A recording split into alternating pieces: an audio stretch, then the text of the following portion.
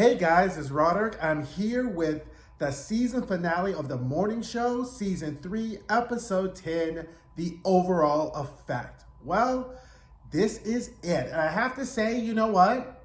I so enjoy this show. Thank you guys for joining me on this ride. If you're new to this channel, this is where we review television shows, films, movies, all with the eye towards acting, filmmaking, and directing, all balled up in a little kiki. So let's get into this because we have a lot to discuss.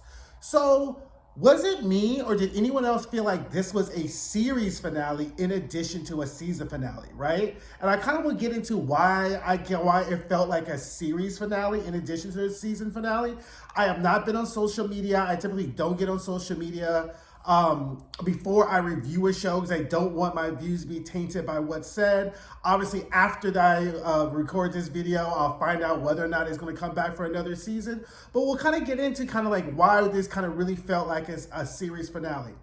Overall, I gave this season finale a B+, right? So last episode, I kind of discussed what the role of the penultimate episode is, the episode before the finale.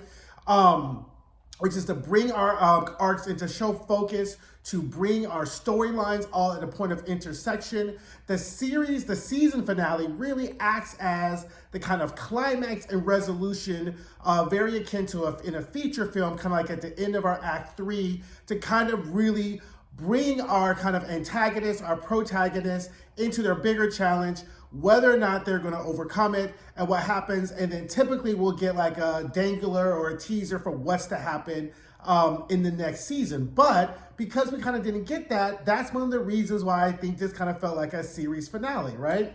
So I gave this episode a B+, and I will kind of tell you why it got a B+ as opposed to a full-on A. But overall, I would give this entire season an A-. Like, this has been a fantastic season. It has been a kiki. It's been really good. But my biggest complaint with this episode is that the writers did not show their work. And what I mean show their work is if you think about like when you were in elementary school or even high school, when you're doing a math problem, just arriving to the answer is not enough. You kind of have to show your work. You just can't say it's 2. You need to do 1 + 1 = 2. X + 1 = 2, right? So the thing is that we arrived to a lot of destinations in this episode, and the writers did not really bring us along with us to show us the details. We just got a lot of magical conclusions and a lot of outcomes that may have been their theoretically logical conclusion, but we really don't know how we got there. And being so invested in the emotional journey of these characters, their actions at the end don't really make sense or don't really jive with what we know about these characters because they did not show us the work as to how the characters kind of arrived at these certain points, right? So, and we'll get to that later. So that's really why I'm like, they didn't show us the work. But we still know that Laura ain't shit. Alex is still the low-key villain of the second half of the season, regardless of what they try to do in this season. And the MVP for this episode goes to Chris Hunter, which, of course, Alex getting MVPs for 8 episodes, still is the reigning MVP champion, but Chris Hunter, once again, her character still gets the MVP status, and we'll get to that. So my other problem is, and I was sensing this all season long, and you all heard me talk about their use of Mia, because at the end of this episode, we still don't know or have explored any more about Mia's character, and all the investment and time they did into this Mia story, we don't really find out anything about it. So it really kind of feels like it was a waste, and that plot point was really kind of a filler to kind of change the pacing between some of the different other storylines or whatever, because we still don't know anything. So anyway, let's get started, shall we? First, we get the flashback of Bradley as a little girl, and we really get to flesh out what Hal alluded to when he's talking about you turned in dad. So we see that Bradley looks at her family truck, sees blood on it, goes to report it on the police, and they find out, and we surmise that Bradley's dad has hit a young boy and killed him, and Bradley ends up turning her father in, right? So now we see the conflict between what this really is about with the whole FBI January 6th situation, that Bradley thinking as a child, doing the right thing, is blamed for turning her father in and the subsequent decline of her family, right? So now she's kind of trapped between the present and the past, right? Trying to do better than what we did before, right? And that really is a very thinly veiled theme the show tries to really put on in this episode. And sometimes it works, and sometimes it falls flat, right? So the theme of trying to come full circle, having learned from our mistakes and trying to do what is best. The problem with that, I will reveal, is a lot of the characters are doing what's right, not because it's right, but because they have been wronged, right? So they end up doing the right thing, but still with the wrong intentions, right? Spoiler alert, that is my summation. So in that whole thing, while she's wrestling around in her bed, here comes Corey tapping on the door, thinking that Bradley has resigned because of the vault interview, but really, Bradley's like, no, I resigned because Paul knows, right? Which adds a whole other layer, because Corey thinks he's all that his relationship with Bradley's in danger because she's finding out that he outed her and Laura, when really this whole January 6th thing is about to explode in their face because Paul marks no, and now Corey is like, great, now I have another problem, right? Meanwhile, Alex is trying to contact Bradley, and she's calling him, and here comes homosexual Mark, right?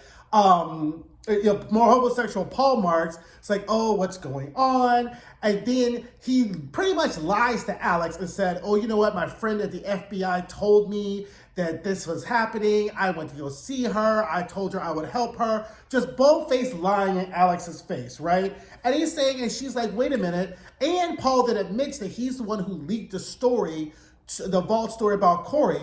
And Alex is like, whoa, we don't do this. And he's like, look, I didn't tell you, I'm trying to protect you. Really couching it in as kind of like he's doing this to protect Alex as opposed to he's just a low down, dirty, good for nothing, trifling ass man, right? And Alex at this point buys it, right? Now Stella's playing this video game and she's trying to look, and so then she's looking for Kate. She's asking other gamers where Kate is. And they're like, oh, they went to go totally smash some zombies. So she sends Kate this email, right? Because Stella is still trying to find Kate. So once again, right, here's another example of a character trying to do what's right, but it's really not about the right thing, but more about their own personal compass being off and their feelings, right? Because Stella was 10 toes down telling Kate to get the fuck up out of her office and that she wasn't going to be with Paul Marks, but now she needs Kate because she wants to take down Paul Marks, not because she really, I think, feels bad about the way she dealt with Kate, right? So I was like, okay, girl, go looking for Kate, right?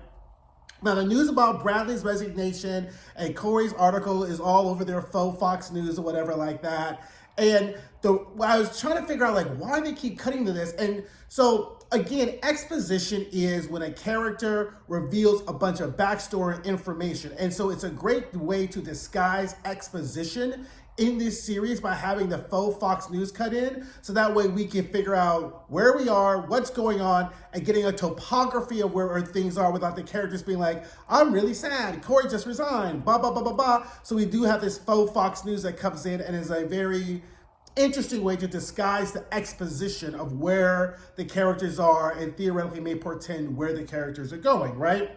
Now, Corey meets with Leonard and the lawyer, right?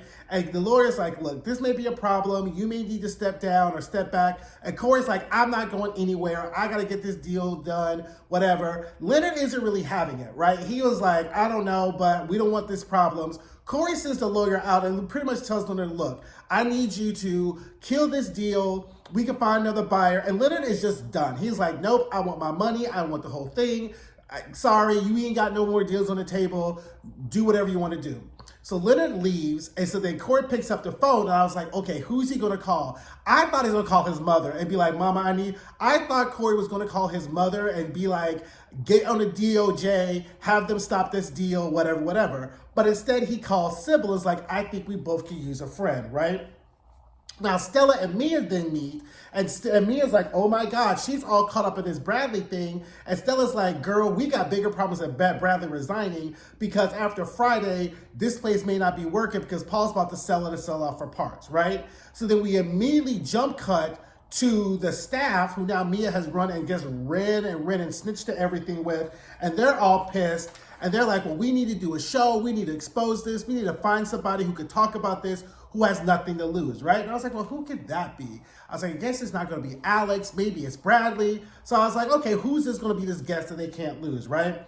Now, Alex is still texting Bradley because, you know, again, as we kind of started in this season, they were both operating their separate planets within the same universe. So now the planets have collided, and Alex is really trying to find, trying to find Bradley.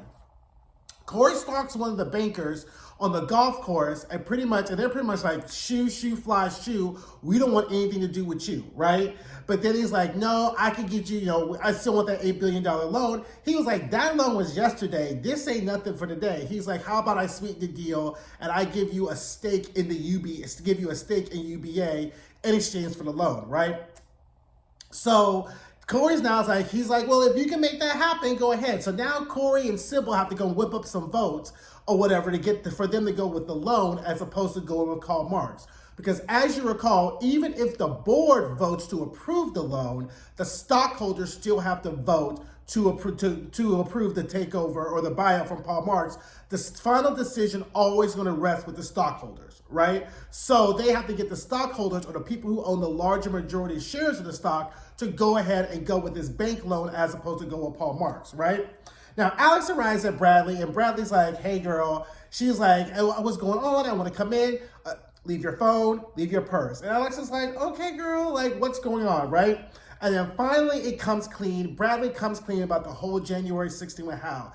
And Alex is like, oh my God, I can't believe you. Now, Alex's reaction to what Bradley did is what you theoretically would expect Laura's reaction to be, right? She's not all high-key pissed with Bradley because of her, right? She's just like, girl, we could have fixed this. We could have worked this out, bitch. I'm Alex, right? What's the use having this magical wand and this magical puss if it ain't to help your girlfriends out or whatever? And she goes down to, oh, you always had a choice. And Bradley's like, what was I supposed to do? You wouldn't do this to your daughter, so why would you expect me to do this to my brother, right? Which again is a very logical situation. Then Bradley spills the tea on Paul Marx, being like, this is about Paul. He threatened me. How did he know? Remember what? Go back to my other video. I made you a short and posted after I load up this video when I said Paul has been bugging him all the time because how did Paul know so much about what Laura said? And he's like, he's been surveilling me. He's had eyes on me. And Alex is like, girl, you crazy. He's not surveilling you, whatever. She's like, fine, I got to get out of here. I need to go to West Virginia. I need to get off the grid.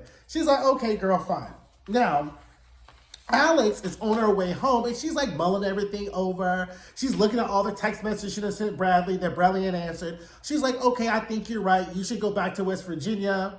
And then Alex is like, let me test my theory. Erase, erase, erase. You should go back to Hanover. And then she's like, okay, fine, go on home. Meanwhile, the homosexual is like, you know, like literally, like you wouldn't think that he's a billionaire the way he just be loafing up at Alex's house, ordering some food, asking her when she's coming home. Alex is working a whole ass job, right, in her office, making wheels and deals. And this billionaire homosexual just is sitting around being like, when you coming home, I'm hungry. Girl, if you don't get, you can't even say get you some business because he has a whole ass business. But that would have worked my nerves like the first 2 weeks. I'd have been like, you need to get take your money and buy you the apartment next door, and then we can combine and like kiki and share. But him just like laying up at my place, like showing up every day, I don't know. I wouldn't have done that, right?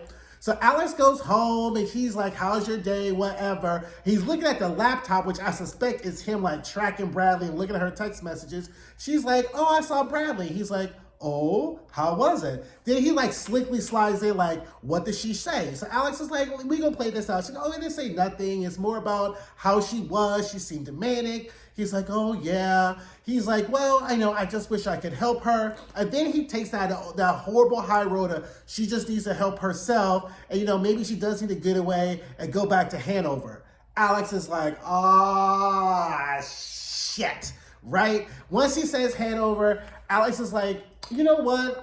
I don't want to go out. Let's just order something in. And she has her full white woman hyperventilation moment in her fabulous closet, right? The place for you to have your hyperventilation moment because now she knows Paul ain't shit. Which is when we told you Paul wasn't shit, or which I told you that he was behind everything and this will be Alex's downfall. But you know what? Alex has to learn that fat meat is greasy, even if you're fabulous too. So now she's like, oh, damn, right? Now, we'll put a pause, right? So at this point, Alex is feeling some sort of way. She's been lied to. He done fucked over her friend Bradley. But how many white women really wouldn't have gone back and had this conversation, been like, you know what? I know you didn't surveil Bradley. You got me in my feelings. I'm gonna want a good present for this, but we can still work this out, right? And we'll kind of revisit this about really why did Paula and Alex's relationship have to really end the way it does? Because I don't know, like for everything that Alex put on the line, right? I would have seen this whole situation through, but that's just me, right? So anyway, back at TMS, they're doing TMS. Yanko and Chris are doing some ballroom dancing-ish, and their surprise guest who has nothing to lose is fucking Chip, right? And again, this is Chip who is trying to right his wrongs of knowing what Mitch did, coming out now and saying something about what's going on wrong now. But it just, that whole scene with Chip fell kind of flat, right? I'm not saying Mark Duplass was not a great actor in it. It wasn't a great or well-written scene, but the moral high road that they were trying to take just really hit me at meh, right? Because would you really be doing this if Alex didn't fire you?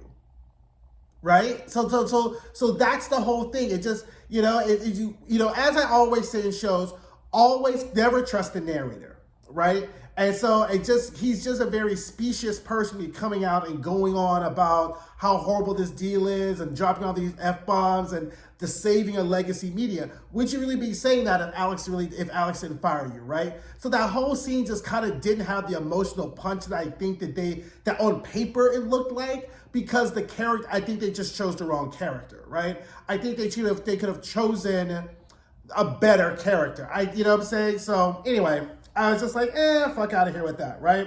Now, Fox News does their exposition about what has just happened, throws in some real-life politicians who are upset about it. So now, like, the government is really involved, right?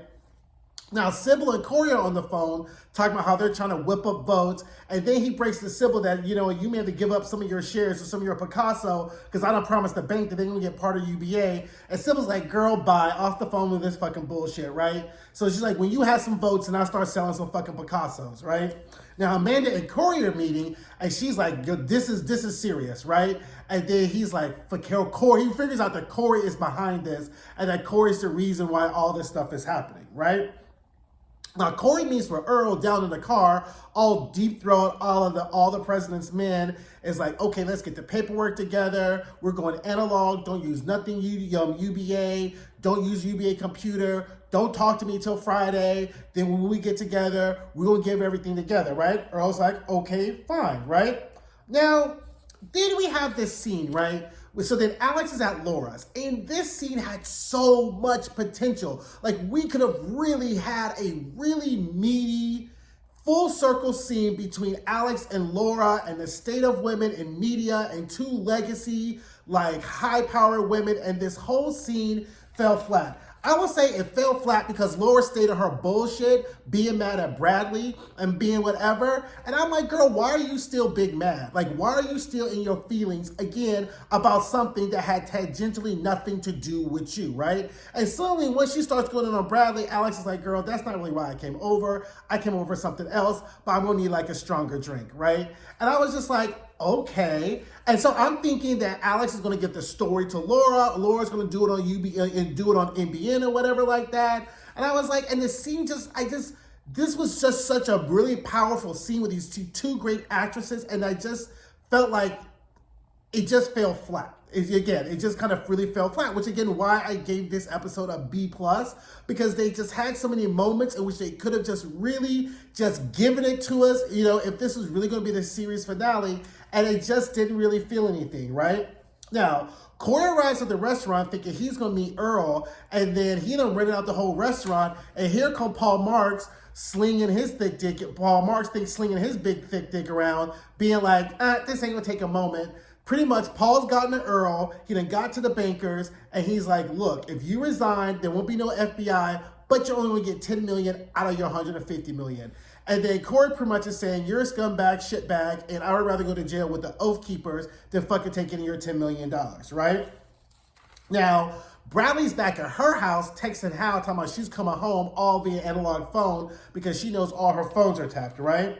So then we get this really good scene where Corey is talking, and the way the direction is, you don't know whether he's talking to a person in the dark or whether he's talking to someone on the phone, until finally the camera comes around and we see that he's on the phone and he's talking to his mother, and he's pretty much saying all this bad stuff is going to come out. And it's really the closest thing to an apology we can get from Corey based on what we saw a couple of episodes previously, what happened when he went home with his mother. And we can really see that Corey realizes as he's sitting in the dark that everything's closing in, and Paul Marks probably really has him because Corey's out of plays, right? They took out Earl because his gambling debts. The bankers are out of play. You know, he may go to the FBI. Like, everything is about to be real, real deep. And Corey has no other moves. So his last move, he calls his mom, which I thought was just like really, really, really touching, right? So then that night, Alex is in the bed, and then she gets a text from Laura being like, she's in. And I'm thinking, oh shit, they done found Kate. They're about to do this expose with Kate. And then Paul wakes up and she does a whole Mata Hari, like she hides the phone, and you know, she does a whole kind of like slight bristle. Again, the character movements, the way the actors can portray their internal workings by their movements is so exceptional in this show, right? So she does a whole move. Now where she lost me is, you ain't gonna tell me that if this show is gonna be your last night with John Hamm, you're not gonna give one more ride, right? I mean, this would have been a very hateful, disrespectful, sexual session, but there's no way I would have not given that one more ride before I get ready to do what I'm about to do to him, right? So she's just laying in the bed and he go back to sleep. Now, it would have been, let's get this in, and you know, whatever, because there's no way that would have been my last night sitting in my bed with my eyes wide open, thinking about this bullshit I'm about to do tomorrow, and not fuck, you know, Paul Marks, parentheses, John Hamm, whatever, right? I was like, girl, you better go ahead and get this while the getting is good, because the getting is only good for one night only, right? Now we get to the board scene, and then this is the point, I think is about Act 4, where the show just goes off the rails for me, right? This is where everything starts to move at a slightly breakneck speed, and they don't show their work, and we get into a lot of tying things up without really showing us how we got there. And I was very disappointed the first time I watched it, because I was like, it was tense, it was escalating drama, we had these, and then we get to really, at this point, about 40 minutes into the show, and I was like, what? So we start off with this board meeting. Paul's there, Leonard's there, the board member's there, everybody's waiting for Alex. Why the fuck is everybody waiting for Alex? Alex ain't got nary a dime in this, right? Alex ain't got no pennies, no dollars, no nothing in this deal. This meeting could have happened without Alex being there, because she ain't part of the deal. She ain't got no money in this. Why we gotta wait for Alex, right? But it does show how much Alex is tied into this deal, and how much of her public persona and her institutional capital is really tied to this deal. So Alex shows up. He's like, oh my God, you're here. They're about to go in. And then we get probably one of the best uses of subtext that I've seen all season. So subtext is when a character says something but really means something else. And Alex says to Paul before they go into the board meeting, I hope everything was worth it, right? So on the surface, you think she's talking about the deal. Below the line, what she's really talking about is all the things that Paul did to get this deal done, right? So I thought that was fantastic. I always like the use of subtext as a writer. You know, as a screenwriter, I'm always thinking of ways of how I can incorporate subtext into scripts. I love when I see it in film and acting, because it just adds that extra poignancy. It's like, you know, it's like a dish where you just kind of give that extra little sprinkle to a scene. That is what subtext is. It just makes every scene pop when you do it, right? So Alex shows up, and this was another scene that I thought was the film that had so much potential. In fact, it had the most potential of the entire season, because if you recall back to season 1, episode 1, or probably 2, when Alex has her big meeting with the board, right? After the Mitch thing comes, becomes public, and she's in her little red evening gown, and she's doing her Joan Crawford, "This ain't my first time at the rodeo, and you about to do things my way" speech that really sent this show to ascension. In my personal and professional opinion, that is what this scene should have been right here with Alex in the boardroom. It should have had that same type of dramatic oomph effect.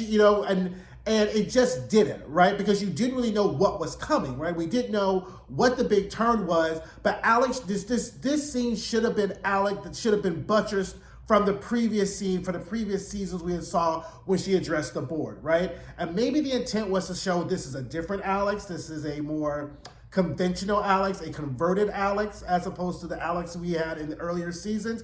But the big reveal fell flat. I was like, what? An NBN merger, right? I was like, this is what you fucking doing, Paula, with Laura Peterson, and I was just like, okay, fine. So Alex puts forth this merger proposition, the proposition for a merger with deal points in front of the board, and they have an obligation to look at the deal and see, and because there is this thing called a fiduciary responsibility that the board of directors has to the stockholders to always act in the best interest of the stockholders. So the NBN deal probably had a better margins and profit margins than what the Paul Marks deal was, in light of the fact that he was going to break up the company, right? So then Paul is like, what's going on? She's like, not here. And then, he gets really upset. And then she takes him down to the teacup, right? And this, again, is where things kind of go left, right? Because he gets to the teacup, and I was like, oh, Kate's there, right? And then we find out in this kind of very fast-talky exposition moment that Paul cut the feed to the launch because he didn't want to show that the specs were off, and that he ended up hacking UBA to cover it up, which is what we already knew anyway. But again, for a reveal like that Paul Marks was behind the hack, deserved its own gravitas moment, its own moment, right?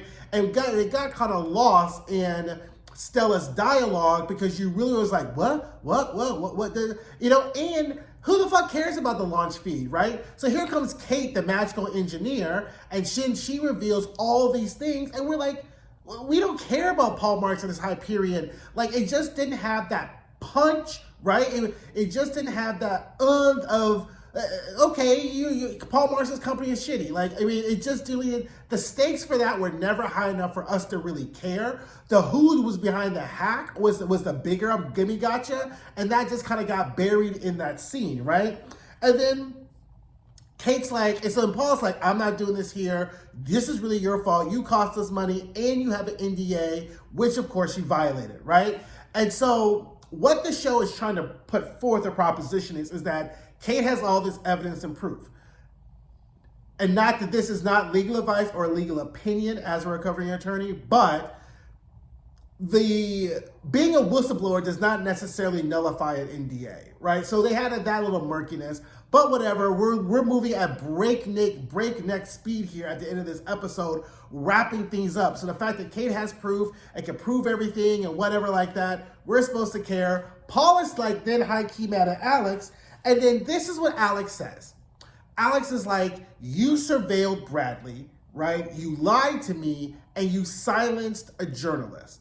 Now, we're supposed to believe that after 10 episodes, 3 seasons, Alex is going to throw away arguably the best dick, the best, hottest guy she has had in her life over the fact that he surveilled Bradley and lied to her. We get the lying part. We understand that. I get that. But there is nothing based upon what they've shown Alex's character that she would throw away this whole ass good man Savannah, right? Over this bullshit with Bradley, right?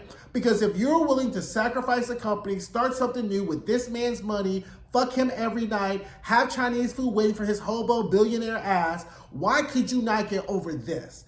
The problem is that there was nothing in Alex's to say that Alex couldn't get over this, right? She fucked Mitch Ketchler, knew what Mitch Ketchler was doing, and then wrote a book about it and got money. So what the show wants you to believe is that Alex is trying to, again, right the wrongs of her past, right? And instead of staying with a powerful man who she knows has done wrong things, she's gonna walk away and be by herself because that's the right thing to do. It may be, but you're only doing it because he wronged you. Not because you really give that much of shit about Bradley. I think she does. I think Bradley's her girl. I just don't think that she would have thrown away a whole ass good billionaire of a man with a thick dick over Bradley and the fact that he was silencing journalists. There was nothing in the presentation of Alex's character that would make us think that.